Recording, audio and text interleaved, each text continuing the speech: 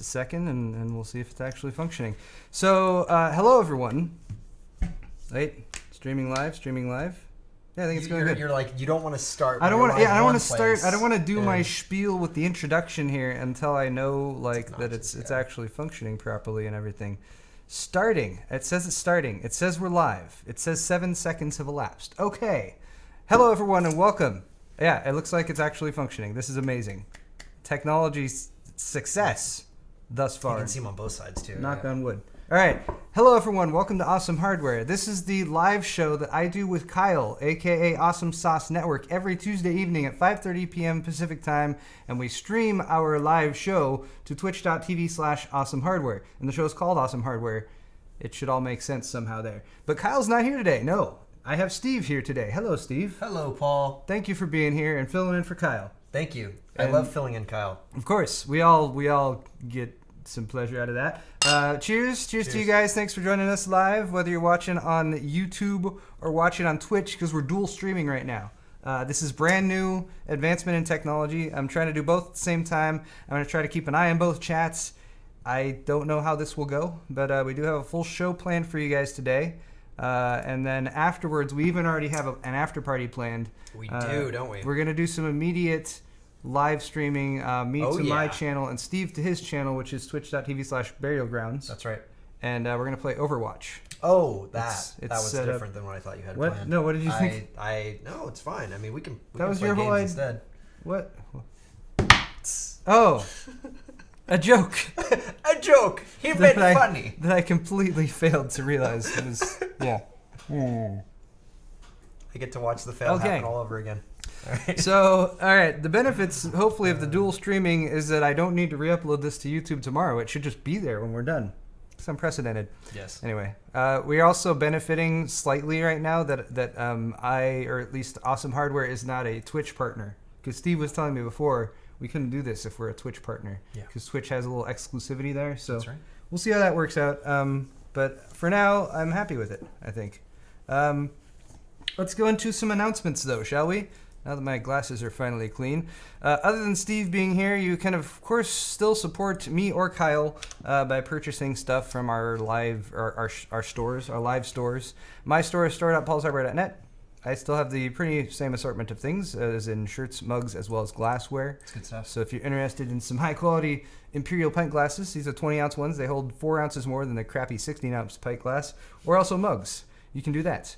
Also, even though Kyle's not here, I'm still going to talk about his store, aren't I? Yeah, that's a nice Isn't that thing, great? Yeah.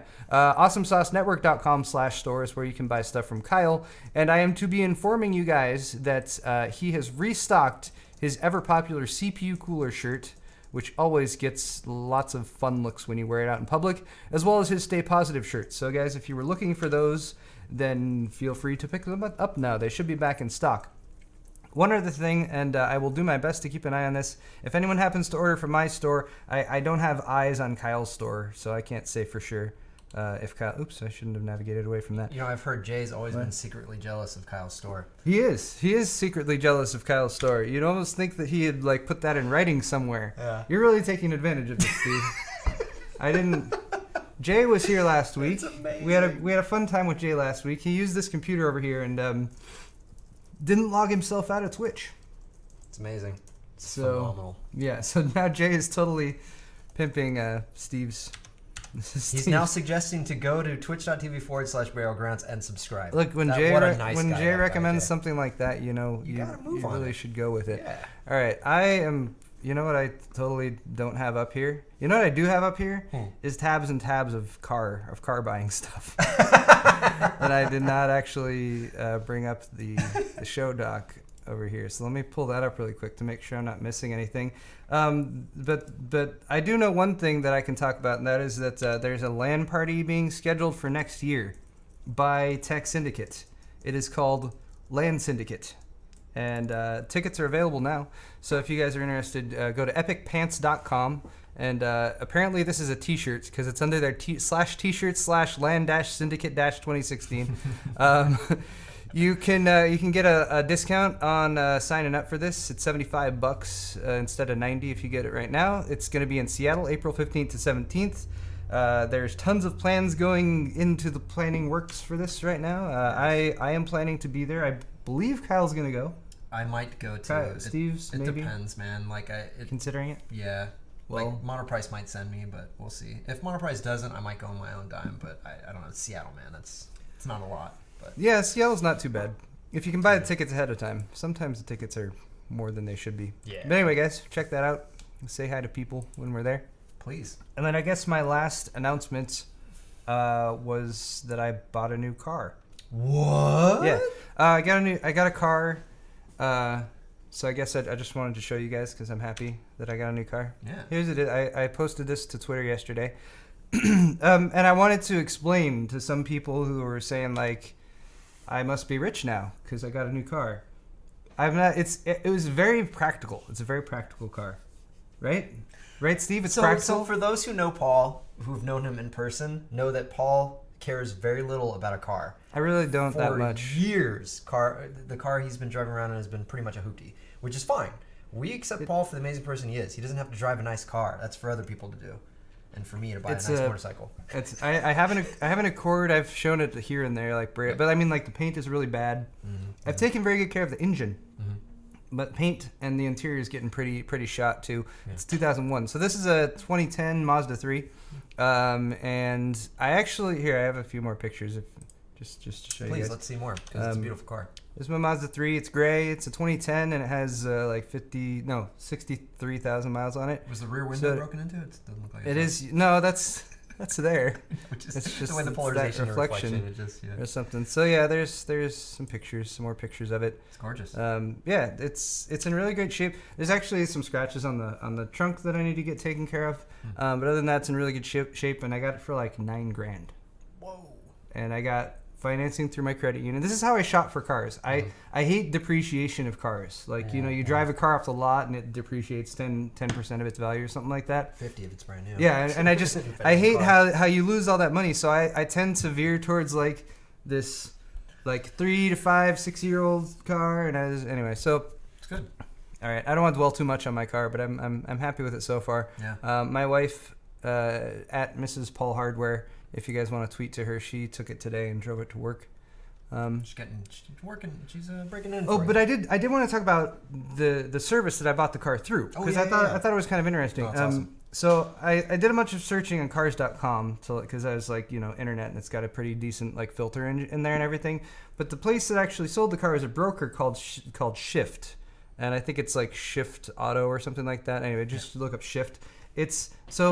They operate as a service, and if you're going to sell a car, they will take your car, they'll take pictures of it, they basically assess it, and then they'll give you and say, here's how much the car is worth, here's how much we would sell it for, and then you can say yes or no. And then they take all the pictures.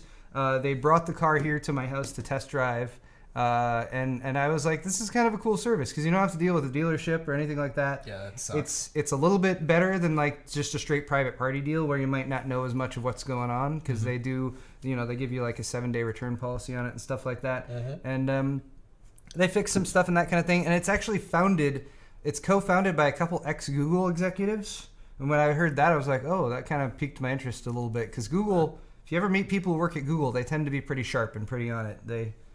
Google can hire good people. Hell yeah. So anyway, it was an interesting service. They only operate in California right now. I think the San Francisco, LA, San Diego, and maybe they started in San Francisco, so there might be like some greater San Francisco area, maybe San Jose as well. Anyway, if anyone's looking for a car and you're in California, I would highly recommend the Shift place because I had a really good experience there. And their website, if you just go to, they have all the cars that are listed, and they're really like big pictures, big like detailed pictures.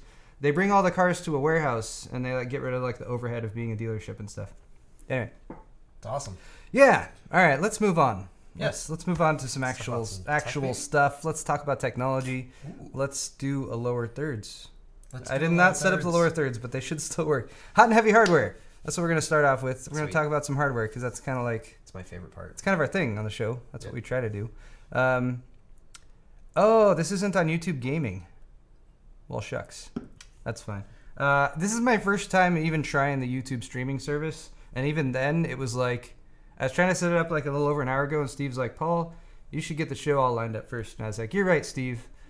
Help me. And then he was like, I'm going to play Overwatch. And then he played Overwatch. No, I didn't actually ask him for help. There's one computer to work off of. He's on it. Yeah. So the YouTube thing, I don't know. We'll fix that in the future. I'm just glad it's working for right now. Yeah. All right. So hot and heavy hardware. We're going to start off talking about probably the big news that a lot of you guys have already heard about. So good. This is a hot hardware article about Intel's a bunch of info leaked about Intel's new Broadwell-E line of processors. The flagship Core i7-6950X, which is like a 5960X, but sexier because it's a 6950X, right? That's a good point. I don't know why I didn't make that. You never connected that? Sophomoric humor out of Come on, there's somebody at Intel's a very conservative company. They probably actually had somebody look at that. We shouldn't call it the 6950X, and then they're like, I don't know. I'm just speculating. I just saw 950 immediately. It didn't register in my brain. 6950X. Hey, I'll go for it. Anyway, 6950X. 50 times. This is very interesting because, all right, so this is Broadwell-E. So first off, it's based on Broadwell, not Skylake, which is different. But Broadwell actually was kind of impressive, the stuff that Broadwell was doing on the desktop side when they finally did launch a few of them. I mean, it was kind of a DOA product because Skylake had already launched. Yeah. Or like right about the same time, but it was still interesting to a lot of people, and there was certain stuff in there that was going on. But this is really cool because it's Broadwell-E, and it's going to slot into 2011-3 motherboards. It's still going to match with X99 chipset and all that good stuff. And they come out with 4 SKUs this time, whereas there's only 3 SKUs if you look right now at the Haswell-E stuff. Right. So at the top is the i7-6950X, 10 cores. 20 threads, so 10 cores with hyper-threading, 25 megabyte L3 cache. It's going to run at 3 gigahertz, and it's an X, so obviously it's going to be overclockable and all that kind of stuff. Yeah. Very curious to see how the overclocking proceeds as the core count does continue to increase. Yeah. With the 8-core... With single core, I was able to get it. Well, I mean, the 5960X was a pretty good overclocker, even with 8 cores. I haven't done it myself. My vision of that is skewed, actually. I got a pretty nice 5960X, to be honest. Did you get an engineering sample or a retail? Mine's an engineering sample, but mine can do 4.5 gigahertz at 1.22 volts. Like, cool. Rock solid. All day. That's what it's doing right there behind me. I say I need to cross my fingers now that I've pointed that out to people. No, but yeah, I'm curious what might happen. Oh, this is interesting. Hey, this isn't live anymore. Oh, because they have the DVR feature. YouTube's fancy. Mm-hmm. You can jump back and forth. If you missed it, or if you want to see it from the beginning. So yeah, I'm curious how the 6950X is going to overclock because it starts at 3 gigahertz, and they typically ship that at a lower frequency to keep the heat down and everything. But enthusiasts can slap a high-end cooler on there and do a lot of stuff. Anyway, below the 6950X is a 6900K 8-core 16-thread 20 meg cache, 3.3 gigahertz. Respectable. Below that, there's an i7-6850K, 6 cores, 12 threads, 15 meg cache. So that seems very similar spec-wise to the 5930K right now. And then at the low end, we have an i7-6800K, which, like, I haven't the pricing. I'm really, really curious how these are going to line up. These 4 right here, because I was also like just purely speculating. Yeah.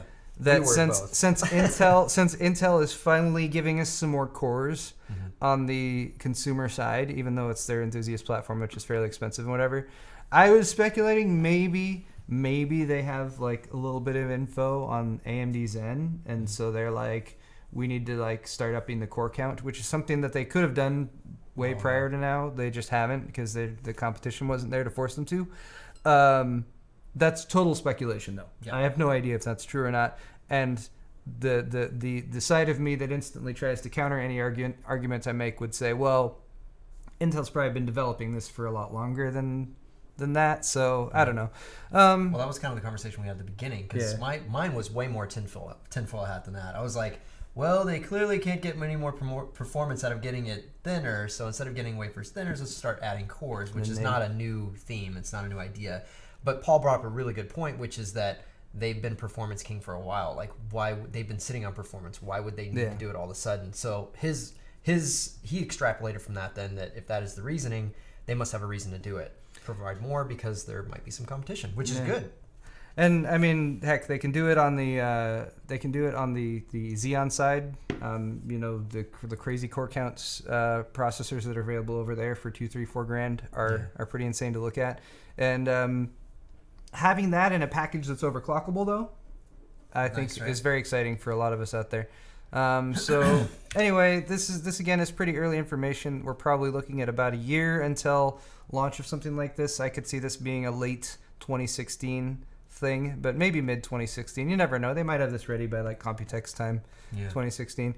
There's a layout of it, kind of this diagram is very similar to what we saw with Haswell-E. Mm-hmm. But anyway, let's move on to the next story.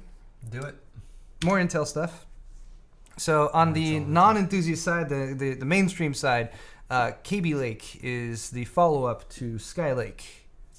And it's Kaby Lake, by the way, in case you're wondering. I called it Kaby Lake because it kind of looks like a Kaby. Kaby Lake. It's Kaby. I remember it by thinking to myself, Kaby toy stores. Oh yeah. Anyway. So, but Kaby Lake's supposed to come out in 2016. It is not the high end stuff, but it's still very fast and still very capable for stuff people looking for. Oh look. No, that's Brent Killa in chat. I'm guessing he's guessing as far as the pricing of. He's suggesting that the 1600K will be a little under $400. I feel like they might bring it less than that. I feel like they might have like a low end Broadwell-E option that's like roughly equivalent with the highest end of Kaby Lake. Could be. Anyway, all right. So Kaby Lake though, information is out on it, and it is a little bit interesting because.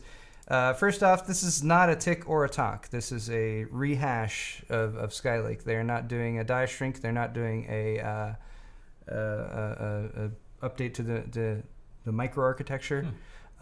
But they are adding some more features. It's coming in a bunch of different variants: H, S, U, and Y. I believe the S variant is the overclocking one. They decided not to use K anymore because they like to confuse people. Mm-hmm. I don't know why they do that. I feel like it's when they just want to change it up. I don't know. Maybe they foresee something weird happening with a K at the end. And like, nah, we don't want to use K anymore. Yeah, like segmentation or something. I don't know. Yeah. But they're also releasing a chipset alongside of these processors. So that's what I found to be fairly interesting because that's not something you usually see. Usually the chipset goes along with at least a new, like when we had Z87 and Z97. Z97 launched alongside Haswell. Yeah, that was weird. And yeah. Anyway, they're talking about increasing the I/O performance though on this, and this is specifically to be ready for other Intel products, specifically the next generation Optane storage products that will be using Intel's 3D X-Point memory architecture. So Intel is trying to lay some groundwork here so that when they come out with their crazy super fast storage based on 3D X-Point that we've talked about in the past, people won't try to install it in their systems and it just like won't work. And this being the mainstream platform, it seems like they're also trying to push towards making this much more mainstream, which also kind of makes sense. And that's pretty cool because that means that they have ideas in mind for making use of this type of fast storage at the sort of general consumer level, not just as like an enthusiast type platform. Like I have an M.2, or a U.2 drive that can do 1,400 megabytes per second writes and 2,000 megabytes per second reads, but like what can I actually use that for? Right. Well, if this is being disseminated more amongst like consumers and regular consumers, then chances are we'll see more relevant applications as far as software that uses it or that kind of thing. Cool. They are increasing the I/O performance to be ready for the Optane storage technology. They're going to give you up to 24 PCI Express 3.0 lanes through the chipset for storage. That is as compared to 20 available on the 100 series chipset. Also 6 SATA 3.0, 10 USB 3.0 ports. ASRock's going to jump all over that. What? ASRock? Yeah, because they always wire up their M.2 ports for like maximum. They're gonna. Oh, okay. So the M.2. I think ASRock's going to come with like a super I/O board that has every single possible lane used. Everything that can possibly connect it up to the chipset. They will have connected up to the chipset, as well as an added like a couple 10 gigabit Ethernet NICs on there as well. Yeah, I can see that too. Could see them doing that. Yeah. Anyway, though, also for 2016, so this is all pretty early stuff. But hey, it's towards the end of the year. It's November now. We can look forward to the future. Yes, speaking of looking forward to the future, AMD R9 380X. 380X. This is so AMD already has a 380 and they've got a 390 and they've got a 390X. The 380X will be between the 380 and the 390. I bet you didn't see that one coming. Yeah, that's very surprising. So video cards with a Z.com is I think they originally broke this story here. So they have some information there. I'm actually going to jump over to the Guru 3D article here because they have some fancy pictures. So here's an ASUS 380X looking exactly like all the other ASUS cards in that type of class. It's a Direct CU2 card though. Looks pretty nice. Yeah, that'd be good. We also have an XFX model here. Looks like one of their double dissipation variants. 2 downward facing fans. You might notice 4 gigs there on the package, so these are using 4 gigs GDDR5 memory. There's also a Gigabyte image showing a Gigabyte card. So we don't know a whole lot about this aside from the images that have been leaked, but this will likely be a 28 nanometer Antigua based GPU, which is that will make it the bigger brother of Tonga, or the R9 285. So yes, this is another rebadge. You call it? Do you consider all the 300 series rebadges, or did they do enough different for you that you're like, okay? It's a rebadge, yeah. They're all So it's a rebadge. It's a rebadge, but the 300 series, to give AMD credit, in a lot of situations, gives a pretty decent performance boost over the 200 series counterparts. So whether it's through refinements in the manufacturing process or whatnot. That's fair. Yeah. But based on this likely being an Antigua-based GPU, they're predicting 2048 shader processors, 128 TMUs, 32 ROPs, tied to a 256-bit GDDR5 memory bus. Price point, of course, is also the question, but if you look at the cost of a 380 and a 390, it's probably in between. Because why would it be more? And what I would have done is actually look at that beforehand so I could give you a dollar amount. But they have Google. GPU prices. Maybe Steve can check on that right now while I talk about NVIDIA. Let's move in and talk about NVIDIA. All right. One more story for hot and heavy hardware. All the hot and heavy hardware, by the way, is all future hardware, which is usually we talk about stuff you can actually buy right now, but just flying in the face of that. So Pascal is NVIDIA's the code name for NVIDIA's new line of GPUs coming out next year, due mid-2016. We've talked about them before, but NVIDIA has actually come out and said, yes, this is a thing. Up till now, it's been like rumor, speculation. They may have confirmed the code name, but not a whole lot besides that. Oh, all right. So we got the 380 right now. I'm going with MSI on Newegg. The MSI 380 is just push buttons. Did I kill anything? No. I hit Alt. 229. 229 for and 329 would be a 380 and a 390. So we're looking at maybe something in the 275-ish range. Yeah, that's fair. Probably sub 300. Definitely sub 300. They can't go too close to the 390. I know you hate mail-in rebates, but if you go with the MSI one right now, it's going to be 309 with a mail-in rebate. So. How much did MSI pay you to plug that, Steve? Huh? Vincent, get the check in the mail, my friend. That's all right. Mark, you too. David, on it. Sweet. All right. Moving on. Wait, what were we talking about? NVIDIA, Pascal. All right. Beer? Is it too? Yes. No, Steve. You were happy. Okay. You can happily go get it. Do you want one too? Grab the. We didn't talk about what we're drinking yet. We didn't. There's no more of these though. Grab the Thelonious, the brother Thelonious. Okay, and then share that or what? Yeah, we'll split that. That's a big old one. All right. Sorry. Pascal. Yes, this is a proof of concept engineering board that you're looking at right here. It's got 4 gigs. 4 gigs of memory. Math humor. Sorry. Oh. Keep going. I'm sorry. Keep going. I'm sorry. Confusing me, Steve. Yes. All right. There's some people out there with math that go, "Oh, that's funny," and then that's it. So NVIDIA does GTC, which is GPU Technology Conference, and they did a Japanese version of that. I didn't know that they take that to Japan, but they do. So the details about the Pascal microarchitecture is that it's going to be manufactured by TSMC, which isn't too much of a surprise. It's going to be based on the 16-nanometer FinFET process. We heard that in a rumor, but I feel. Oh, that was anticlimactic. I was expecting a bigger I tried explosion. to go super slow on that one. I need to kill this. It was terrible. You're right, Afromancer. It's good to see you again, by the way. 16 nanometer FinFET process, which should improve power savings, or provide additional power savings, and hold on. Please.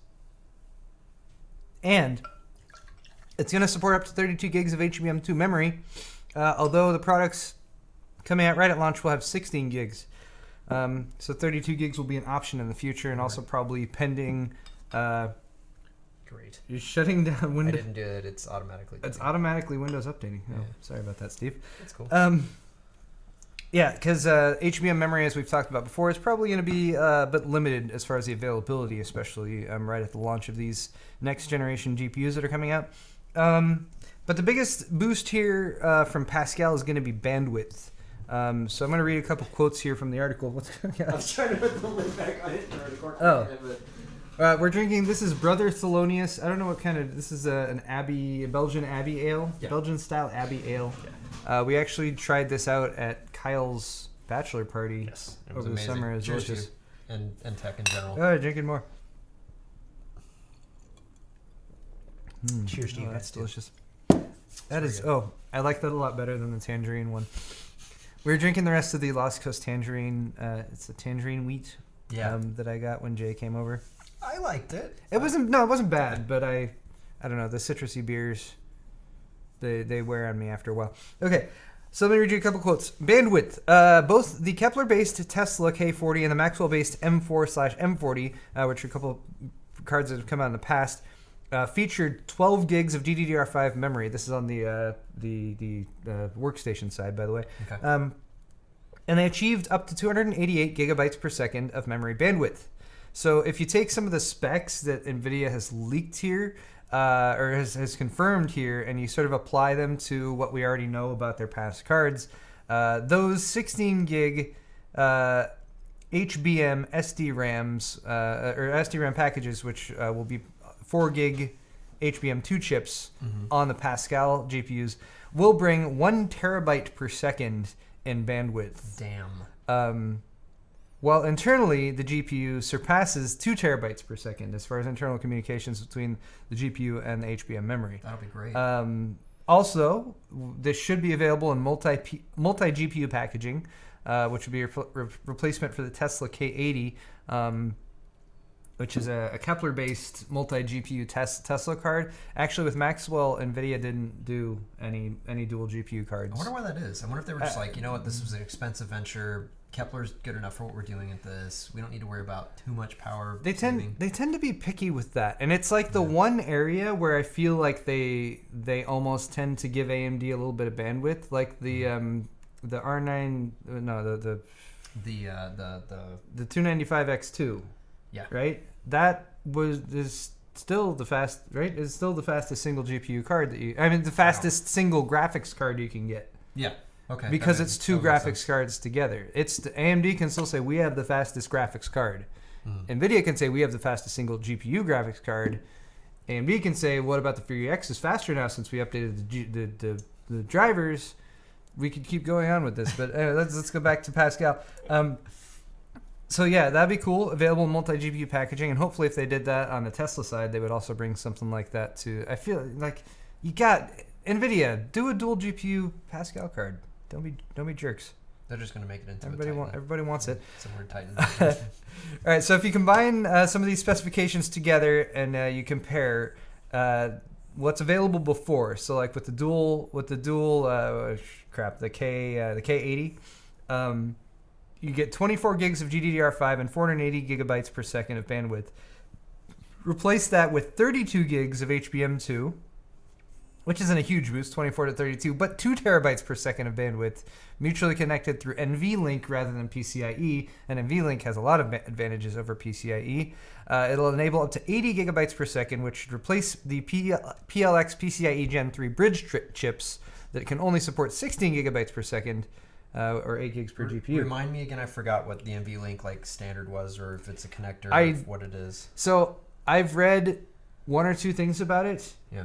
And I don't want to answer that question for fear of saying something incorrect. Can you log me in and I'll just look it up real quick? Because I'm just, for curiosity's sake, want to know. Of course.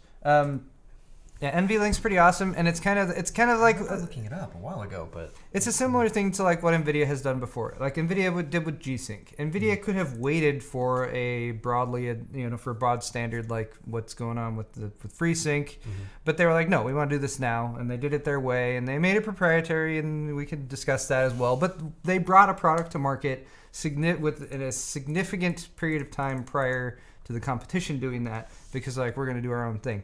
Right. NVLink is kind of like NVIDIA saying, we're not satisfied with PCI Express and what it's capable of. We're going to create our own thing to enable super fast connection between CPU and GPU. CPU and as well as multiple GPUs, I believe. Okay. So that's high level. So is this like more of like it's more of a server application. Yes, but they're they're applying it. It trickles down, so we can expect to see this technology hopefully integrated into. Oh, hey, Fractal Josh is here. Hi, Fractal awesome. Josh. What up, Josh? Oh, and Kitty's here. I haven't said hi to people in chat. Hi, everyone in chat. By the way, Josh, Kitty, TMG is here, and lots of other people too. Thank you all for being here. I'm gonna start. Jay's here. Jay's in chat. Thank you, Jay, for watching. Yeah, look what he says to Josh. Oh yeah, where's? Josh, where's Jay's case? I think Jay already has plenty of cases. Last time I was over there, he had a big old pile. He's like, I don't know what to do with these. Actually, I'm the same way. Anyway, finishing out this Pascal story, all that stuff. This part should be the warm-up for 2018 and the Volta architecture. I'm just waiting for Josh to respond. What? I'm sorry. I'm just waiting for Josh to respond to Jay. Oh, it's still in Europe. Which one? Oh, the Node 202. I just like, where's my case? Was Josh here already? Does he know the context of Jay being in chat? That's why it's way funnier. He's like, which one? The Node 202. You've got it right. Like, no, you need to send it. Wait. All I know is right now you should take Jay very seriously in chat. Whatever he's saying supersedes anything else that you've ever heard Jay say, whether it's in. All right, what the hell's going on, Steve? What in God's name Jay's telling is him going to on send right it to now? Steve's address. That's totally legit. Oh, Josh, you should follow through with this. This is awesome. It has elapsed time. No way. So you can tell how long we've been screwing around. That's brilliant. What is this making sense? I don't know. On YouTube. Is Kyle in here? Oh no, it's El Kyle. El Kyle is in here. El Kyle. Which is Kyle in Spanish. In case anyone was wondering. Is it someone like if you want to say Kyle, though? No, there's somebody in YouTube world chat named El Kyle, and people were saying hello to El Kyle. Yes. I'm now getting whispers from people telling me I know the secret, but I promise I won't say it. All right, let's move on. We have so much stuff to cover, and we need to finish early so that we can play Overwatch. Yeah. All right, so let's move on to Pimp My PC. Yay! Pimp My PC. The classic segment, originally ripped off from Matt Philly, who does a channel called Swashin' TV on YouTube. Matt's Very awesome. entertaining. It's awesome. He does Pimp My Setup. Kyle stole that, turned it into Pimp My PC.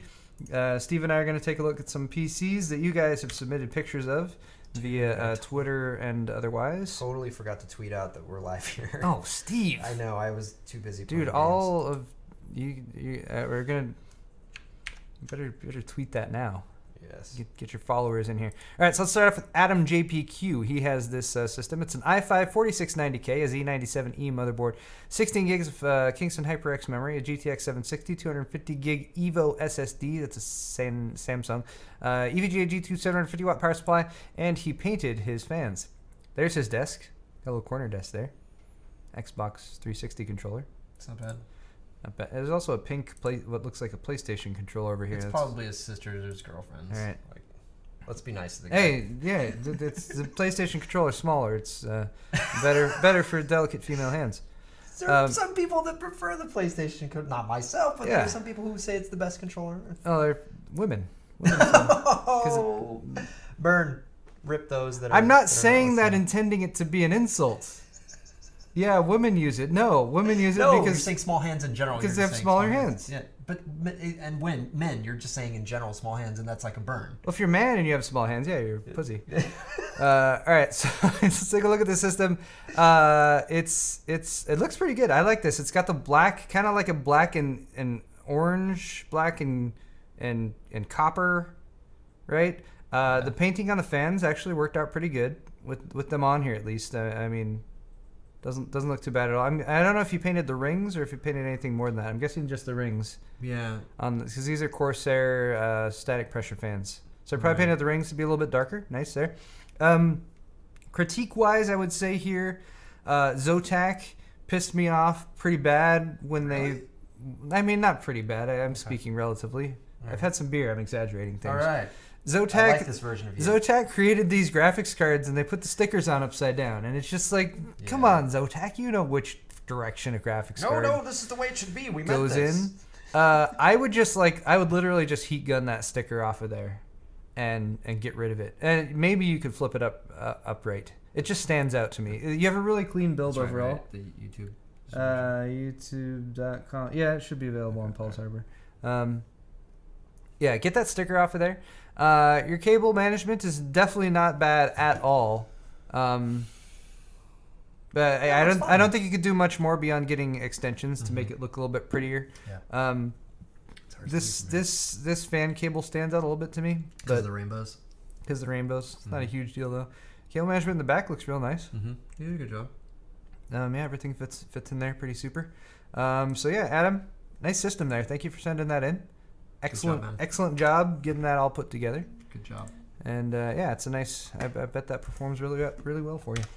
All right, moving on. Here's Bryan at Maraxot78. Yes, and to answer your question, yes, we will be doing Pimp My PC on Awesome Hardware tonight. When will we be doing that, Paul? We're doing that right now. That's fantastic. Right now, Steve. It's good timing. So I like this picture because you've got a nice, clear picture of the system. It's on, so we can see the lights on and everything, and you got all the parts listed right there. So it's a Rosewell. He did a ton of lighting too. Yeah, that's actually the reason I chose this was to discuss the lighting. Yes, I believe so. Rosewell Viper Z case, NZXT RGB Hue LED controller. Although I don't know what LEDs it's controlling, because it looks like these are primarily no. All right, so he's got some LEDs in the bottom here. Yeah. But the fans the top too for the, what, radiator? No, there's no radiator. No, there's fans. There's fans in the top that are also LED fans. There's another picture that where they all stand out more. So my question would be: are these fans RGB and controllable? Because I don't think that's a thing. I don't think you can do that with the NZXT Hue.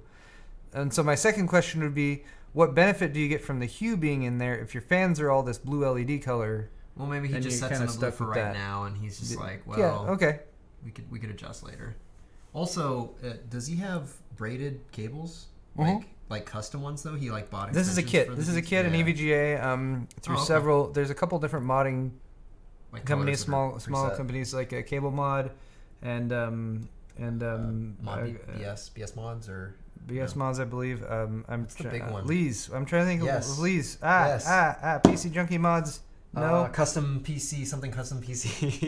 Mainframe Customs. Mainframe Custom. Good Lord. Wow. It took me a while to pull that out of my brain. All right. Anyway, rest of the parts, though. Z97 Pro Gamer ASUS motherboard, a 4790K Devil's Canyon. The tongue is loose with the alcohol. You're right, Steve. A Cooler Master V8 GTS CPU cooler. I'll be honest, that cooler is not my favorite just because of how freaking huge it is. Yeah. But honestly, it doesn't look too bad here at all. So it is a V8. G-Skill Trident X 32 gig memory kit. That's a lot of memory. I hope you do some video editing or something like that to take advantage of that. Or you use like a RAM drive or something. Yeah. Oh yes, that would be another great application.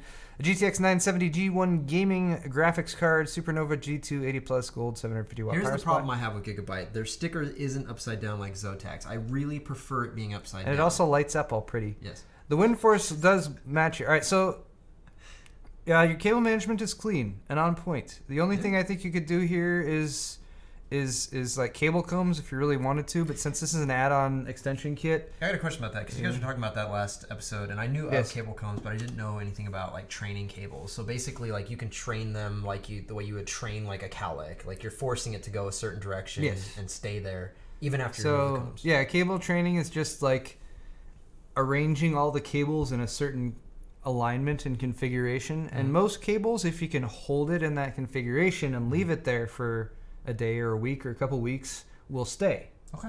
So there's cable combs that are like the like if you're super crazy with your cable sleeving, you get the cable combs that you actually sleeve each individual wire through. That would suck. And they go around and they're kind of permanent. They stay on there. But those effectively, I think, can do the best job. But there's also ones that you can pop on that have like little C-shaped things that you just pop each cable into. Yeah, and that'll hold it in place. Yeah, and that you can do that, and then that way you can pull it off in the future or something like that. So it's harder to do with some of these extension kits though, because they do use thinner gauge wires and thinner gauge sleeving on there. But honestly, it doesn't look bad at all right now. I'm just being nitpicky.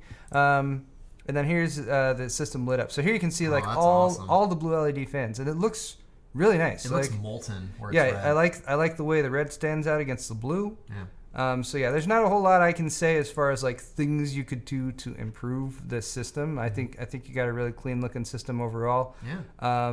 Good job. Yeah, I think based on this system, Bryan, actually what I would say is maybe take what you've learned from this build, plan your next one, and like take it to the next level as far as what you're doing. Like maybe look into water cooling or something like that. Because clearly, you've put a lot of extra time and effort. You know what? I don't even have this up anymore on screen.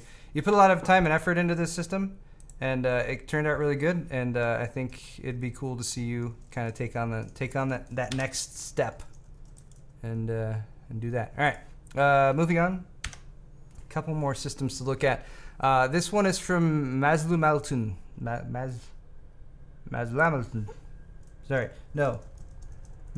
Tau'ri, or Mazlum Altun on Mazlumaltun, and he sent an imager link, and this is his build. Now, bear in mind here, this is a long imager post. What? So the aliens are arriving in the upper right-hand corner of the scroll down. Aliens are arriving in the 5.25 bay area there. I just want to let you know. That's that brightness right there. Yeah. You don't know what's going on. Yeah. All right, so I'm going to scroll through this because this is a long post. Mm-hmm. This is not his build. This is his build. Wait, what? This is his build. This is his pre-cable management. This is a whole saga that he posted here, which is a pretty cool link. Cool. Yeah, so we're following the story. Yeah, here, I'll post this in chat if anyone wants to try to pull it up. So this is after he cable managed it. And then here's a picture that he did with all the parts installed and where they're at. Although he's admitting here, I read a little bit of his text here. He's admitting like there's just not enough room. He's packed too much hardware into this little system. So he got a 780T, which is one of the ones he was considering. Took some pictures of that, and he's really like documented this entire journey. Brought everything out, and then he has upgraded and installed everything into the 780T. Look at the difference, man. Yeah, look how much bigger it is. This is like a small case is nice. Getting a small case and putting a system together in a smaller case is nice because it's compact and everything. But when you start expanding and adding drives, especially like as many hard drives as you got in here, 6. There's really no there's 1, 2, 3. There's at least 6 full size 3.25 or 3.5 inch drives. Another one at the bottom. I think that is 7. That might be 7. Yeah, and then plus the Samsung drive in the back, plus whatever else. SSDs in the back. So, and that's a great thing. This layout that Corsair used for their 780T, which they also use in the 760T, I believe. It's the same basic frame in there. Good job, George. Tons of storage. Just like fully proving the value. Oh, that's a Zalman case. His previous case was Zalman's. There's a side by side. That's a rough case to work in, man. And there's the system with everything installed. So I'll be honest. I pulled this. I brought this in, and my first thought as I was looking at the original pictures was like, I'm gonna tell him to get a new case. And then I started reading. I was like, oh, he already did. Can you imagine the chat if you would have not watched the whole thing? If I didn't actually, dude, look at it, dude. Yeah. Just fucking read it. But it all came together super nice. Good job. Looks pretty sweet. I was trying to think of some critiques or suggestions. He also went from an H60i to an H100i GTX. So I've got to add something to this. All right. So somebody who's reasonable, stop me here. Okay. When I need to buy a new case, I never ever use the same system and throw in a new case, because for me it's like, God damn it, what am I going to do? I'm going to eventually upgrade anyways, so why don't I just buy the full platform now and throw it into the new chassis, and then either get rid of the old one or give it to somebody else or repurpose it. Like, I don't want to take apart that other system. A case swap or a motherboard swap are the two biggest pains in the ass when it comes to like a case. Definitely higher than a motherboard, right? Because you're still in the same case. You can leave a radiator, you can leave your fans, but if you're moving stuff over and you have a lot of custom shit inside, you're moving it all over typically. So I will not allow myself. So what you're saying is every time you have like gone and gotten a new case, yes, even if your original intent was to get the new case to move your old system into, you get that case and then you're like, I don't want to move the old system in. I'm just going to build a completely new system in this case. Except for the fact that I've never started with the idea I need to get a new case. Yeah. Oh, okay. I've started with the idea that I like this case. I want to buy this case, not I have a case that's too small. Usually what happens is I'll buy a shitty case and I'll repurpose stuff into that if the other case breaks or something and I just don't have the money. Like I'll buy like a $20 or $30 case from like Micro Center and throw it all into that. And then later on be like, I hate this case. Let me buy another one. No, fuck it. I'll buy a whole nother everything for it. And that's usually what ends up happening. So I see a problem. I solve it by building a new system. I don't like, well, aside from like upgrading that system, I don't do anything else. I would critique you, but I certainly have been guilty many times of finding a single part and that part being like the seed of a new system. And it's like, I have to build a computer to fit this SSD or something like that. So just because that just sparked another question. Okay. What is the most mundane part you've ever gotten somewhere and then decided to build an entire system around it? What I had in mind right there would be the probably the white build that we did on Newegg TV that Kyle and I did. Gosh, that was probably 2-3 years ago now. Mm-hmm. It was the one where Logan and Kane like hacked into the video at the beginning because they had just recently done. So good. They had just recently done a white build. Mm-hmm. I remember. Bit of insider information that I can share now that I probably wouldn't have shared back. I'm going to say it. Oh fuck yes, do it please. I'm not going to give detail. Oh. There may have been, I don't know. All right, if you guys aren't familiar, just search for the white build. It's on Newegg TV. It was a fun build. Kane hacks in at the beginning. He's like, I'm in, and then Logan comes and like delivers a message or whatever. I thought it was quite amusing. No. Okay. There may have been some people at Newegg who literally thought that we had been hacked. And that the hackers went in and like inserted that message into our YouTube video. Like some legit people who were like, this is a problem. Our YouTube channel's been compromised. We're talking about like emails from people to other people that stormed into like a handle it, change the passwords, do everything. It became a bit of a weekend like you get a call like, what? The video, what? Like hacked? No, what? That was intentional. It was very obviously intentional. Anyway, it never got to that point though until like Monday. It was like weekend, like okay, we changed the password. Okay, no problem. We'll monitor. It was so funny. Yeah. Anyway, funny. That's probably as much information on that as we can actually give. But some of the old Newegg vids have been removed. What? Says Island Guy. I hope not. Like which ones? I don't know. That's probably Flying Bryan. What? They're saying no one's reading chat, so every once in a while I want to like refer to chat. Oh, all right, yeah, because we're reading them. I hope they haven't been removing old videos. That sucks. Yeah, which videos? Just out of curiosity. They should remove some of their new videos. No, I'm just kidding. Oh my I'm just God, kidding. I'm just kidding. I didn't say that. I wouldn't say that. We're doing Pimp My PC right now. And this we're talking about this is a great one. Yes, go with Joseph McKernan sent this in. J McKernan 777. Joseph McKernan. Interesting build here. He's got a custom painted Roswell case in FBM-01 and GeForce 8800 GTS and an AMD Athlon X2s. Now here's the case. And I looked at this and I was like, all right, it's a Roswell case, but there's some custom paint going on here. It's a bit of love. There's a bit of extra time, a little bit of extra thought. Taped it off. You know, you got some tape going. Have you seen this chassis before we actually say that though? No, not really. Okay, because I'm not really familiar with this case. It's like a cheap Roswell case, and if you search for cheap Roswell case on the internet, you will get so many. Roswell has lots of inexpensive cases. It has a. But look at the inside here. Look at this. It's CX 750M power supply. That's a good power supply. 750 watt. And then we have an 8800 GTS and an Athlon X2240 with 4 gigs of RAM. The 8800 GTS, I went to the 8800 GTX launch GeForce LAN. Really? And I believe that was the one with Adrian Curry was the representative from that they modeled in like CG to represent NVIDIA, which you don't know. She's actually a Playboy model. Yeah. So that was like, it was like, wow, that's really cool. They modeled her. I see how they caught your interest. Yeah. So anyway, so I was actually there at that event, and that's really old school, which is amazing. So, like, can you go back to some other pictures? What are we? We're doing the thing. We're doing Pimp My PC. What are you talking about? Yeah. But you like stopped. I thought you were gonna like. There's only 3 pictures. I've shown them all. We've gotten to the end of this one. So so it's an older system. Yeah, this is an older system, but all right, your case is just fine and adequate. I mean, all right, it's not a great case. This is a budget case. You don't have a painted interior, but hey, you've painted the outside, and you know you put a little effort into that. I would just save up and replace these interior parts. Get a micro ATX motherboard, maybe something Skylake, swap that out, and you could upgrade this, and you know you got a little bit of space in here to work with, but I wouldn't plan too far ahead. I wouldn't put too much. What's he using it for, though? I mean, like, maybe it's enough. Maybe he's got a graphics card in there, so he must be gaming or something like that. Maybe anyway, at one point. Let's move on, though. Thank you, Joseph, for sending that one in. We got one more here from Ryan.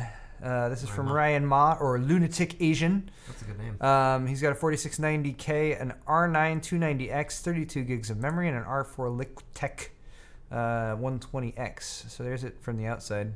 This is custom, right? Yeah, it definitely is. Got the little, some more custom exterior. Here's a look at the interior. At least cable management in the back, like, holy crap. Yo, my ADD just went straight to the structure that he made in the background. Is that like 3D We'll get to that. We're looking at cable management right now. Cable management's on point. Next picture. Also, you got some sour cream and onion Pringles down here. No. Which are the best Pringles, by the way. I will stand by that forever. Sour cream and onion Pringles, no better Pringles. Okay, before you go forward, what? I bet that's probably like in the back of his like store that he works in, or that's like repurposed for like tools. Because I doubt that there's actually food in there. Because look what's all around it. There's 3-ring binders. You're kidding. Sorry. I'm analyzing the picture. I wanted to do a quick aside about the Pringles. All right, let's just go. All right. Also, he's got it up on a little stool here. I like that. It's not much, but you're elevating it off the ground. Maybe it was just to take the picture. Oh, he does run it from there. I was going to say he doesn't run it from there. It's plugged in. Here's a look at the inside. All right, we got like some connects or something going on down here. Is that what that is? I'm fascinated by what's going on over there. It is this amazing structure that's been developed and built up over time by, I assume, tiny engineers that have assembled this. Computer gnomes. Yeah, the computer gnomes came in here and built this. They also did some graphite graphene. What is that? What's that? Carbon fiber. That carbon fiber looking picture here on the side of the graphics card. Red and black theme overall, though. And again, that cable management super on point. I really pulled this up because of just this fascinating structure that's in here. Mm-hmm. And again, man, that's some solid cable management in the back, I have to say. Matching color, black tie downs. I mean, that's the way these flat cables are tied down, top to bottom, that's the way you do it right there. If I used to work a long time ago when I started at Newegg, and where I worked out in the warehouse area where all the returns came in. It was also where ABS was. Yeah, I worked out, tossed iron. I could see. How do people work out say those? You lift iron. Tossed some iron around. I don't work out. Anyway. Plates. ABS was out there. ABS was Newegg's like early, always better service system integrator thing where you could buy full systems. And there's guys out there who would just build systems all day. And like some of that stuff, like that's like, you know, when you get to the expert level, that's what you can be capable of. All right. I have just realized that we need to skip the next segment because it is completely not planned. Oh shit! What is it? Like it's a sword fight. Let's just do it, dude. We can't. Why can't we? Because the fundamentals that make sword fight are not there. Oh, like what? Like a straw poll. Oh. Or like I can make it real quick. Like a question to ask. No, we don't have time, Steve, and we're already over time. We're gonna skip sword. We're gonna skip sword fight for now. I will show you guys the article that we're going to talk about on Sword Fight. Oh no, it's not there. Not there. Where did it go? Why didn't this pull up? That's weird. Oh wait. Yeah, it did. All right. Oh gosh, Tweaktown. I'm gonna pull up Tweaktown even though they got the big ass ad blocker warning at the top. Study shows PC gamers are better in bed than console gamers. PC Master Race. I have not read this article yet. Apparently, if you're a PC gamer, you lay pipe. That's just what you do. Honestly, here's my thought process on it. I believe that because if you're a PC gamer, you're probably also akin to achievement hunting and or going for better than the last. And I feel like you jump into bed with a lady or significant other, and you're like, "How many orgasms have you had?" I will break that record. Just because it's all about stats, right? It's all about achievements. You want that achievement to pop up. All right, so I have a theory as well. Okay. That I can postulate here. All right, forgive me if I'm wrong here, because I believe there is some browser capability on like an Xbox One or a PlayStation 4, but it's kind of difficult to look up porn, right, on a console. Okay. Oh, stamina. PCs, you're jumping ahead. I'm sorry, Steve. I read your mind. I'm sorry. PCs ready access to all the porn you could ever imagine in your darkest fantasies. Yeah. Mm-hmm. So yeah, you got that easy access. You know, you toss one off at the drop of a dime, and that, as Steve already mentioned, that builds up your stamina. Yeah. So then when it really is time to throw down, you're ready for business. Yeah, you got, and plus, you know, when you've trained yourself on like, I'm trying to think of a really demented, you know, fuzzies. Yeah, if you've trained yourself with like, you know, your furry double Which anal is, by double the way, oral, not the thing, by the way. Like, yes. Pistol completely corrected me on that. On top of a slap. Really? No, she didn't slap. Oh, me, the but furry. So if you've trained yourself on the furry dado, then coming back down and just doing some standard missionary, you know, it's probably going to take you a little bit more effort to actually. It's a little come to that point. Anyway, it's a little it's just not. Just throwing that out there. Throwing that out there. PC Master Race. Late pipe. All right, moving on to the penultimate segment. How many kids does Jay have? 2. What? Don't involve his kids in this. Don't involve little Jay. Jay just admitted that's how I had 2 kids. PC Master Race. All right. There we go. Good. He's a PC gamer. All right, let's move on. Oh, this is way too serious of a topic for this point in the show. It doesn't matter. I'm gonna say it anyway. All right. I did not have much plan to address Paris in today's video because if you know what happened recently in Paris, it was a terrible attack by terrorists, and we're not gonna delve into it any further than that. This is not the format. We are not in a position to dive into that. Let's just say the people who committed those acts are terrible, terrible people. Yep. And we wish they had not done that. But on the tech side of things, since that's what we discuss here, Anonymous, the shadowy group of who are they again? Hackers. It's a global hacker group. Never mind. Anyway. I know who Anonymous is. Yes. I bet they get that all the time. I bet they get that. If you knew who you were talking to. Yeah, if you knew. You would get that all the time. Oh crap! What? Germany? What? I really hope that's not something that's. You keep going. I'll find out. Yeah. Anyway, Anonymous has vowed to do what they can in a cyber war on ISIS, and they have taken down, according to this article, 3,824 pro-ISIS Twitter accounts. In fact, there's an update further down in the article that ups that number to 5,500 pro-ISIS Twitter accounts that they have taken down. So. Whether you feel that Anonymous is a chaotic good or chaotic evil, I don't know how to define Anonymous, but good job, Anonymous, I guess, is because if they think whatever they might do to. So is there something that's is it what? Yeah. There is? Yeah, 4 hours ago, CNN released this. Oh, God. All right. We cannot digest that right now. We're live on the show, and we've been drinking. Yep. Our thoughts and prayers to everyone in Paris, in Beirut, in Kenya, as well as in Germany now, apparently. This is terrible. But let's move on. All right. Yep. Let's talk about something that we can get into a little bit more chaotic neutral.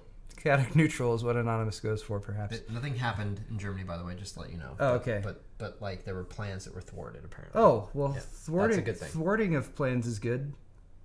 I mean, it sucks that the plans had to be thwarted in the first place, but... Yeah. All right. Let's go. I don't know why I even threw that in there. I was like, was a good thing. Let's do that late in the show when we've been drinking. And, yeah. All right. Anyway. If we just start crying and holding each other, that's when the show is fucking jumped the that's shark. true. But until then, we're good. All right. Here's something that came up on Reddit earlier, and this is an IGN video. And IGN, if you guys watch them on YouTube or anything like that, I mean, they have a lot of stuff they put up there. Yeah. It's just IGN. There's some intelligent people at IGN. There are some. There are. But this one was just a massive kind of clusterfuck, I guess. Because they did this roundtable discussion, and anyway, this guy Finnegan, Sean Finnegan, they talk some nonsense crap like trash talk on PCs as they're discussing consoles, which is completely out of line and incorrect. I'm posting this video, or I'm showing you guys this video, which was posted by Black Bond, a YouTuber. I don't know too much about him, but apparently IGN posted the video. A bunch of people talk smack on it because, like, in the video, and I was gonna play the audio. Actually, maybe I'll play the audio for it. We won't be able to hear it though, so I don't know if. Here, let me try. I'm gonna give it a shot. Too long, right? Because you're also live streaming all YouTube. the cool things I do. Right? That's true. I don't want to get flagged by I have a YouTube. bunch of PC friends. I don't know anything just anyway, like but you're playing for them. Black Bond every day, apparently at least once is a a day, like, professional click YouTube on troll. It's like Interesting. when I'm playing Anyway, Counter-Strike, and I feel regardless of really cool, Black Bond's triple history, kill or something, this like was Xbox them records, discussing that's one thing you can't do. Way PC to go, versus console gaming. And they're basically like, like PCs can't do what Xboxes can. You know, you can't push a button and like automatically be like Xbox record and have the Xbox, you know, have a PC record stuff. God, I wish only PC could do that with multiple different ways of doing it, including third-party software, not including NVIDIA, but many other options. Oh, you guys could hear it? All right, sorry. I paused it, so my bad. Oh, I also need to turn that audio off. Otherwise, we're gonna get echo. Sorry, I killed the echo. It's still there. Nope, it's gone now. I promise, it's gone. Jay's warning us that there's echo right now. Oh, well, Jay. Sorry, Jay. He's familiar with that. It's Jay's things Jay said last week are still echoing in our memory now. Okay. Anyway, the point is what he said was wrong. Yep. IGN took the video down, which that's normal protocol if you fuck up from a large, especially from a large company. Yeah. This whoever Black Bond is re-uploaded the video, and the crappy thing that he's pointing out here is that IGN manually flagged his video after he re-uploaded the segment, which is kind of just. That's an extension of taking down the video. It's an extension of taking down the video, but it's also like trying to pretend something didn't happen. Yes. Here's what they should have done, which we talked about. Actually, you say it's in your voice. What should they have done, Paul? What should they should have said we were wrong, or Mr. Finnegan should have said I was wrong. Yeah, I made a mistake. That's all you have to say. You admit that something was wrong. You don't try to erase it from existence. You say I was wrong, and now I have realized that this is actually true instead of what I said that was true. Yeah. You own up to something, and then you move on. I didn't know about Voice Attack. Check out voiceattack.com, Mr. Finnegan. Okay. Anyway, we could list all of the different ways that you actually can record video on PC, but hey, we're trying to keep this show to a relatively reasonable length of time. Speaking of which, all right, here's one last story. This could have gone in a Tales from Space segment, but it's not going to. Why is a rocky exoplanet so cool? A rocky exoplanet. The place is pretty rocky. All right, so in the past, say, 10 to 15 years, I'm ballparking horribly here. We've been trying to find exoplanets. An exoplanet is basically a planet outside the solar system. Specifically, it's been we've been looking for exoplanets that are similar to Earth because if you're playing the long game, having other Earth alternatives is good. It's just fascinating, honestly. We're never going to make it there, but it's just fascinating. No, Steve, don't say that. We must stay positive. Yeah, anyway. they might make it here. So this that's the one that we talked about a couple weeks ago that has the alien megastructures surrounding it. Anyway, so let me run down this really quick before we close the show. Please do. Other than this fascinating artist depiction. Rendition. This picture. All right, so it's 39 light years away. Very close, relatively speaking. It's called GLIESE, GLIESE 1132b. They discover it in the typical way that you discover exoplanets by observing dips in the brightness of the star as the planet passes between the star and our view of it. The planet itself is bigger than Earth, about 1.16 times larger. The star, though, is much smaller than our star. It is 18%, or about 18% of the sun's mass, and a little bit, and 21% of the sun's radius. So it's very small. The planet itself is orbiting very close to that sun. So that makes up the difference for the Goldilocks zone or something. It's not in the habitable zone. Nope. This is not a Class M planet, unfortunately, as far as we can tell. The temperature on the surface, unfortunately, is a little bit toasty at 260 degrees Celsius. We could make that work. Hey, you go in there and that or a nuclear air conditioners. Yes, massive air conditioners. So that makes the planet a little bit more like Venus. But the reason this is somewhat important is that it's close enough that the telescopes on Earth can find out more about the atmosphere of this planet since it's so close. But they have like spectron. What is it? Microscopes? No, yeah. Telescopes? Basically, you can look at the spectrum analysis of the light, like bouncing off it or something. You can tell. The light has to. So the reason it being close is important is because you're looking at the edge of the planet. Mm-hmm. And if you're looking at the planet around the edge, if there's a light source behind it, it can't go through the dense core of the planet. Right. But if it can go through the atmosphere, and it's at a close enough distance that we can look at that, then the spectrum of light that's shown through as light passes through, it's what's been blocked out. It'll tell us what the makeup of the atmosphere is. Yeah, because there's lines when you put it through like a prism or something like that, and you can actually tell which things are missing to tell which elements are there or something. So what is it? What is the atmosphere made of? That's where the atmosphere. I don't know. I didn't. That's like the most important part of the story, right? Because fuck a rocket. Because they're only just starting to look at it. Oh, okay. They've only so they're just saying we discovered something. They've only just discovered this. But that's why is that close. Important? I feel like we find it's exoplanets important. all the time. It's important because it's close enough to look at the atmosphere. These insights will help researchers understand how the planet's atmosphere has evolved in such close proximity to its star. Okay, all right. So with such strong radiation, stellar winds, and tidal forces from the star. This in turn will help them learn how other exoplanetary atmospheres evolve, which is an important piece of the puzzle of the ongoing search for life elsewhere in the universe. It's knowledge. It's information. Okay, fair enough. I guess. We get it. Put simply. One last thing is if you're really interested in exoplanets, here's another one. These are both on Ars Technica. Another exoplanet they discovered a little bit further away, 60 light years. This one has 8,500 kilometer per hour winds made of sodium vapor. Finally, we can use what are they called? Oh my god, I forgot what they're called. And so did I. I don't know what you're talking about, Steve. Damn it. Harvesting wind for energy. Turbines. Turbines, thank you. So like having turbines, you finally have a place you can set up turbines. Yeah, you set up a bunch of turbines on this planet and then you'll be fine. Also, if you need salt, sodium winds of like if you want to make we've traveled millions of miles to find salt these potato chips. We need salt on these potato chips. That's the only way we can ingest it. Oh, that'd be like your super high end potato chips. All right, let's do some Q&A. Guys, okay. If you have any questions to ask us, we're gonna wrap up the show as we usually do with a bit of Q&A, which means we're not drunk. Damn it! Who said we're drunk? I don't know. Somebody in chat said we're drunk. Jay said we're salty because of sodium. We are salty because of the sodium. There's lots of salt going on in chat right now. That's good. All right. So if you guys have any questions for us, questions for Steve. When I announced that Steve was coming on the show, people were like, yes, we don't know what Steve's been up to since he no longer works at Newegg and we no longer do a live show there every week. What have you been up to, Steve? Man, What? I'm salty about the live show. Don't worry about it. Yeah. What have I been up to? Fuck.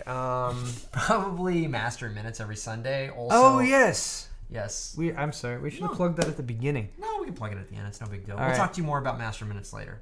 But I do that every Sunday, and then I've also purchased many new games. The new Star Wars Battlefront game. Oh yeah. It's been fun, and strangely, Edsel from Last Night Tips jumped on last night and watched me play a little bit. I remarked that the graphics are amazing, which they are. But I pretty much played all the different modes, and I was like, oh man, I'm really glad I didn't buy 2 copies of this game, one for my other account, because I'm already kind of bored of it. That's some of the feedback I've been hearing as well, is that it's beautiful, and like you jump in and you're like, I'm in Star Wars, and you know Darth Vader and Luke Skywalker and all that good stuff, but that the game dries out quickly, like you. But I knew that going into it. See, the thing is, I still love the Star Wars universe so much that I just wanna feel like I'm gonna jump in here sometime and play some games. The problem with it is that PC, although a very robust network of gamers and everybody wants to play, typically has a smaller number of players in something like an FPS game to sustain it over long term, versus like a console has a larger sample size, or not sample size, a larger just population of gamers, so that there are just some people that just keep playing the older games, and like as this game ages, people aren't going to play it as much. Maybe even in 3 months, I don't know. Let's find out, right? But I love Star Wars. I love playing it. It's beautiful. I'd love to play with more friends. That's the problem. I only played it with one other friend, and it was not as much fun. Then I jumped into Rocket League with like Ed and like 6 other friends. I was like, oh my god, I'm having a blast again, because it's about playing with friends, which is why we're gonna play Overwatch later. I'm gonna show you why. Instead of Rocket League. Yes. Do I need to buy this game for you, or are you gonna buy it? Overwatch. Do you know the prices even? Have you even gone that far to look up the prices yet, or I don't know what the price is. $40 to start. It would be a pre-order right now, and you know I don't approve of those. Dude, come on. What? It's Overwatch. You played it. You know it's going to be good. You're right. I played it. I played it briefly at BlizzCon. And? I had a good time playing it. Good. It is not what meets my criteria for actually pre-ordering anything. What meets that? I'm just out of curiosity. The only thing that I can say, because we've talked about pre-orders a lot on the show and otherwise, and how generally we disapprove of it and nobody should pre-order anything, because you shouldn't give a company money up front for a product that isn't released yet. Too many companies have taken advantage of it. Kickstarters have taken advantage of it. I just don't approve. But I have done it. Yes. And what's the criteria? my excuse has been, this is an established series that I've played many times in the past. But that's not a guarantee it's good. You're right, it's not. Assassin's Creed is a great example of that, for example. Because I played Assassin's Creed Black Flag, had a blast, really enjoyed it. Didn't get Unity right when it came out, right? Unity was follow-up to that, right? Or no, wait. I don't remember the newest one. Black Flag? There's Black Flag, there's the one that sucked, and there's the one that's right now. And Unity is one of those. Anyway, the one after Black Flag sucked. I'm sorry. I stopped paying attention because the one after Black Flag got such negative. So you're right. It's not always a good thing. But you can say to some extent that if you know... and actually Blizzard would be a good example of that. Thank you! And Bethesda, I think, would be another good one. Okay, but it's still a series I've never played before. So Blizzard, if I look at Blizzard games, and I know, and I like Blizzard as a game developer, and I think they do a good job. They do a great job. I don't like every game that they've developed, that they've come out with. Right. Diablo is a game that I have played, and I've actually played pretty extensively, and I have to say at this point, I'm not a huge Diablo fan. Okay. Even though I've sunk many hours into it, because it's got that addictive, hunting for treasure type thing going on. It's not enough for me. At the end of the day, I wouldn't pre-order a Diablo game, a new Diablo game that was coming out, just because it's not up my alley. So that's why with Overwatch, it's an FPS in a genre that I haven't played a lot in, and if you compare it to something like Team Fortress. Yes. Like, easily. which is what, the initial impression that I got was like, oh, you got a class-based thing. It's short matches, lots of different classes you could play. Yeah. There's a lot of synergy between using the different classes and all that kind of thing. I wouldn't immediately think, yes, this is a game I'm going to love and play a lot to the extent that I wouldn't want to pre-order. It just doesn't follow your line. But StarCraft, yes. Would you have pre-ordered StarCraft? I could have, but I didn't because I didn't see any benefit from doing it. So what you're suggesting then is that when a publisher or a developer says, hey, if you pre-order, you get this many goodies, you'll do it? That was my excuse for Grand Theft Auto. Okay, but so stepping back, Overwatch has like several, but probably not any things that you currently play because if they're cosmetics, I gives no fucks. But if you're going to support a company for making a decision, don't you think cosmetics are the best reason to do it versus like, hey, you get performance increases? Yes, I agree. Okay, but I don't think Blizzard needs my support, to be honest. Blizzard's in really good shape. Yes. Blizzard has the most popular paid MMO with massive millions of subscribers for 12. Right. I don't know how many years now. Right. They don't need my cash. They're not a startup, indie developer who I'm like, yes. But so okay. Anyways, it's fine. It's fine. We don't need to get into why to spend extra money on a company if they've already proven themselves. But I don't think that that's a reason not to do it if they've already proven themselves. That's my point. Yeah. Before we go too much more into that, it's Q&A time, and we should answer more actual questions from people who are asking them. So I have a question actually from the YouTube audience. This is from TaxDash 779, who said, what was your favorite computer to build or design? He's asking both of us. Okay. Mine is really easy. It's right there. Arctic Panther. It's my first real foray into modding, custom builds, water cooling, all of those things, and I put it all into that one system. It took months and months to get all together. I invested so many hours of work. There were ups and downs, but super happy with it. All the stuff I learned. It's completely impractical from a price standpoint. Just look at it, Paul. But just look at it. It's amazing. Yeah, I'm super happy with it. So, I guess that was it. Awesome. Steve, how about you? So, actually, mine's really easy too. Oh, good. The most recent build that I've done was my Landbox build. And truth be told, I actually had several sponsors involved, including Lee from PC Junkie Mods. He actually ended up adding 2 additional windows to the Cooler Master Elite 130, and then and painted it as well. It was awesome.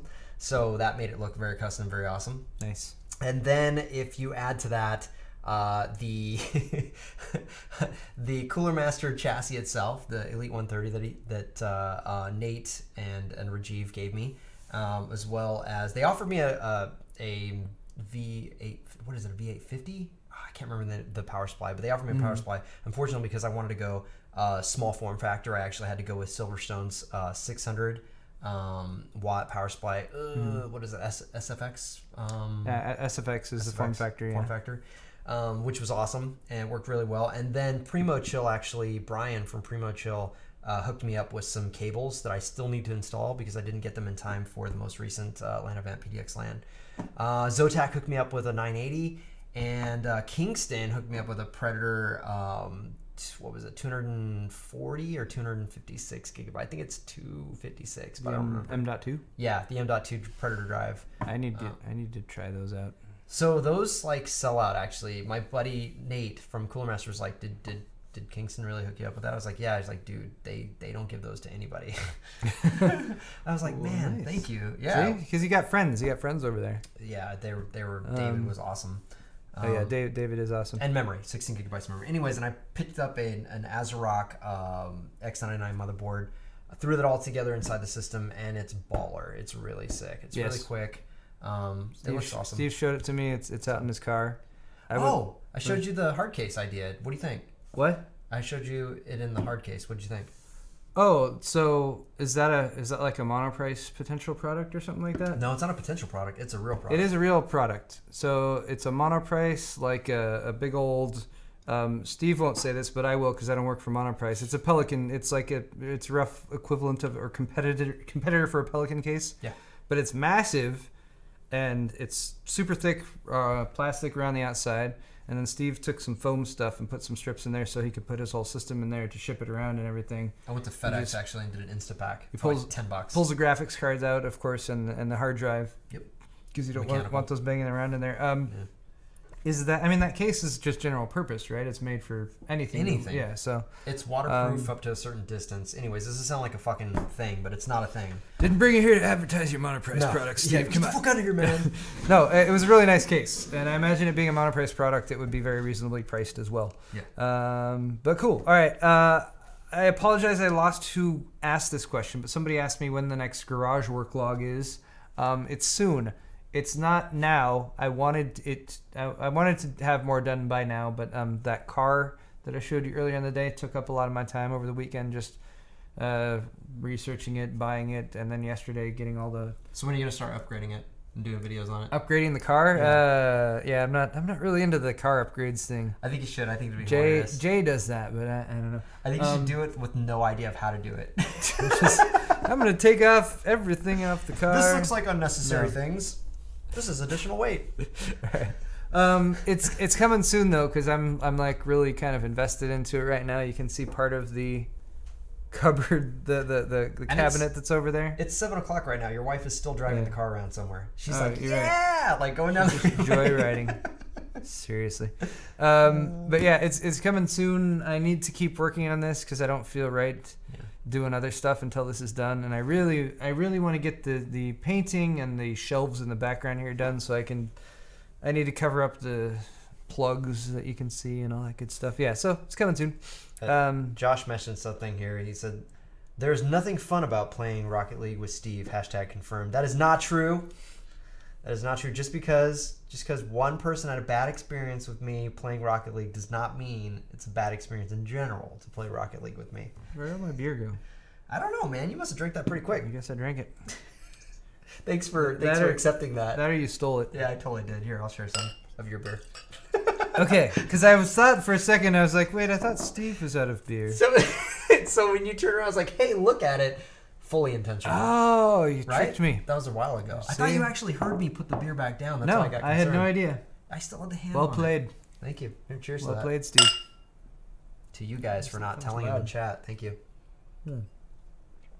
Okay. Well, I think at this point we should close off the show, but fear not. Well, you should fear only if you're watching on YouTube. We're not going to be streaming anything more to YouTube, but we're going to be doing a little bit of after partying, as in we're going to be playing some Overwatch right here. So we're going to take a short break, maybe five-ish minutes, Enough to go to the not too bathroom. long. Yeah, bathroom break and that kind of thing. And then we'll be right back. I will be streaming to my YouTube channel, or no, my Twitch channel, which is twitch.tv/paulshardware. Steve's gonna be streaming to his Twitch channel, which is Burial Grounds, and we're gonna give a good hour or so of some Overwatch, and it's gonna be fun. And then we're gonna go get dinner. It's gonna be wonderful as well. Everything's amazing. Yes, thank you guys so much for watching Awesome Hardware today. First time ever streaming directly to YouTube. Very excited about that. Hit the like button, subscribe to the channel, visit stores. All those links should be in the description at some point. Hello. Also, my wife is home. You should follow her on Twitter. Yeah. Mrs. Paul Hardware. And somehow she managed to sneak in. You should come in. And you should come here. Nori did not bark or anything. Yeah, I don't know how you did that. That is You're crazy. like a ninja to Nori. Usually Nori goes crazy and barks all over the place. Sound of the car door closing is different. Oh, that's it. She has a new car. That was all stealth-like. smart. All right, thanks for watching, guys. Have a wonderful evening, and we'll be streaming to the Twitch channels that we just mentioned very, very soon. Have a good one. OD is also posting the multi-stream link if you want to use that instead. Sweet.